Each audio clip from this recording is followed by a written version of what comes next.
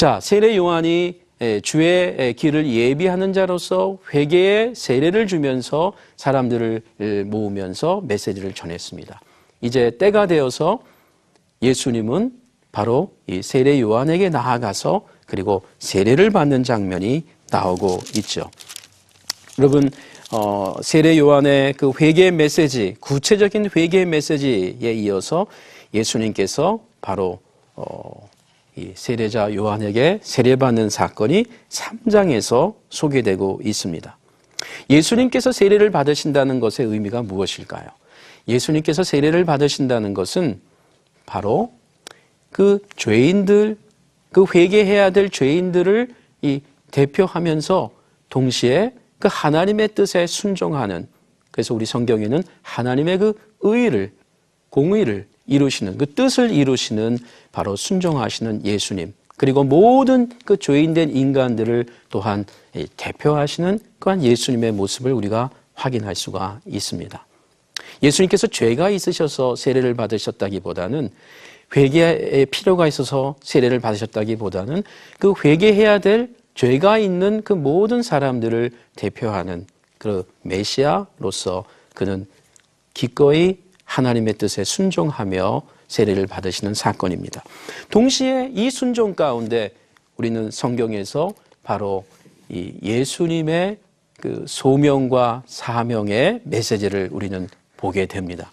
자, 우리 성경의 3장 16절에 보시면 예수께서 세례를 받으시고 곧 물에서 올라오실새 하늘이 열리고 하나님의 성령이 비둘기같이 내려 자기 위에 임하심을 보시더니 하늘로부터 소리가 있어 말씀하시되 이는 내 사랑하는 아들이요 내 기뻐하는 자라 라고 선언하고 있습니다. 자, 여기서 우리 성경에서 내 사랑하는 아들 그리고 내 기뻐하는 자, 바로 이것이 예수님께서 세례를 받으실 때에 성령이 임하시면서 받은 소명 사건입니다. 여러분, 예수님께서 태어나셔서 그리고 그가 유아 시절을 지내고 그리고 청소년기를 지내겠죠. 그리고 우리가 누가복음에 보면 약 12살쯤 예수님은 이미 메시아에 대한 자기 이해가 있는 것을 보게 됩니다. 그럼에도 불구하고 약 30살이 되었을 때에 예수님은 소명을 받으시는 것입니다. 우리가 누가복음 12살이라고 하는 그 본문을 우리가 근거로 할 때에 약 18년 동안에 예수님께서 그 메시아로서의 인식을 갖고 있었음에도 불구하고 그가 인내하시며 인간으로서의 그 모든 것들을 느끼시고 준비하셨다라는 것을 우리가 보게 됩니다. 그 기다림의 미학이라고 할까요? 바로 예수님께서 그와 같은 기간을 끝내시고 이제 하나님의 음성을 듣게 됩니다.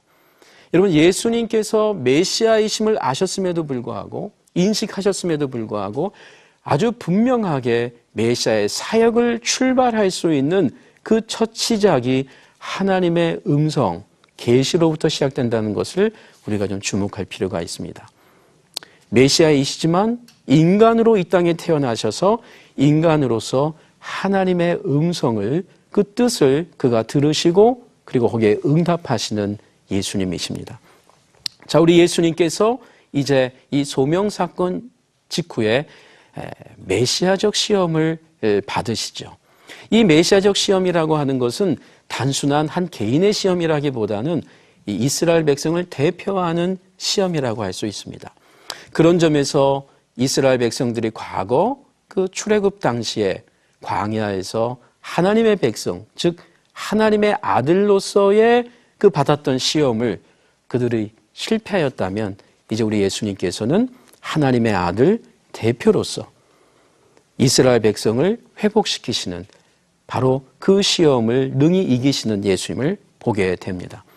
여러분, 예수님께서 이 시험에서 자신의 개인적인 능력으로 이 시험을 이기시지 아니하시고 바로 하나님의 말씀으로 이기시는 것도 우리가 주목해야 되겠죠. 바로 이것이 예수님에게는 또한 진정한 기적 중의 기적이었습니다. 왜 예수님께서 자신의 메시아됨을 기적을 행하지 아니하고 하나님의 말씀을 순종함으로써 이것을 이겨내셨을까요? 바로 이것은 예수님을 시험하는 그 마귀가 예수께서 하나님의 아들이심을 알고 있었습니다. 그리고 예수님은 세례 때 하나님의 아들이라는 음성을 듣고 자의식이 충만하였습니다. 자, 예수님도 아시고 영적 세계에서 마귀도 아는 것입니다. 자, 이와 같은 관계에서 예수님께서 오히려 이 기적으로 자신의 하나님의 아들됨을 보여줄 의미가 없었던 것이죠. 어찌 보면 예수님은 자신의 메시아 하나님 아들됨을 기적으로 보이지 않는 것이야말로 가장 큰 시험이었을 것입니다. 말씀으로 그것을 이겨냄으로써 예수님은 자신의 하나님 아들됨을 증언하는 데 있어서 이 거짓된 기적들을 사용하지 아니하시고 바로 진정한 기적으로 승리하신 것을 보게 됩니다. 자, 우리 예수님께서 이와 같은 그 시험을 이기시고 성경은 우리에게 4장 17절에서 이렇게 소개합니다. 이때부터 예수께서 비로소 전파하여 이르시되 회개하라 천국이 가까이 왔느니라. 자, 우리 예수님께서 세례 때 하나님의 음성을 들으시고 시험을 받으셨을 때 그것을 말씀으로 이기시고 그리고 우리 마태복음 저자는 4장 17절에 이때부터 예수께서 비로소 하나님의 나라 천국을 전파하셨다라는 말씀을 하고 계시는 겁니다. 자, 우리 예수님께서 회개하라 천국이 가까이 왔다라고 하는 이 세례 요한과 동일한 메시지로 시작하시면서 그의 사역이 바로 이 회개를 촉구하는, 즉 구원을 선포하는, 하나님께로 돌이키는 바로 그 일이야말로 하나님 나라가 무엇인지를 증언하는 사역인 것을 소개하고 있습니다. 자, 우리 예수님께서 바로 이 사건 직후에 제자들을 부르시죠. 우리 복음서를 보다 보면 예수님께서 자신이 누구신가를 드러낸과 동시에 계속적으로 따라다니는 주제가 바로 제자를 부르시고 제자가 누구이고 제자가 어떻게 살아야 하는지를 소개하고 있다는 것입니다. 이것은 우리 성경에서 이 기독론, 예수님이 누구신가와 함께 바로 제자가 누구인가가 깊이 맞물려 있음을 소개하고 있는 것입니다. 자, 예수님의 제자들이 그물을 버리고 그리고 예수님을 쫓는다라고 하는 소개가 반복적으로 나오고 있습니다. 우리 4장 23절을 우리 함께 보면서 오늘 강의를 좀 마무리해야 되겠습니다. 예수께서 온 갈릴리에 두루 다니사 그들의 회당에서 가르치시며 천국 복음을 전파하시며 백성 중에 모든 병과 모든 약한 것을 고치시니. 우리 4장 23절에 있는 이 내용은 우리 계속해서 마태복음 9장 35절에도 동일하게 있는 내용입니다. 우리 주님께서 가르치다 그리고 천국 복음을 전파하시다 그리고 이적을 베푸시는 치유하시다 라고 하는 중요한 표현이 3번 나오고 있습니다. 말씀드린 대로 9장에서도 예수님의 메시아 사역을 이렇게 정리할 때 우리 마태복음 저자는 이렇게 소개하고 있습니다. 자, 예수님께서 하나님의 복음, 즉 하나님 나라의 복음, 천국 복음을 선포하실 때에 이렇게 가르치시고 전파하시고 치유하셨다는 것입니다. 저는 이 3가지 표현의 초점이 바로 천국 복음을 전파하는 것으로 보고 싶습니다.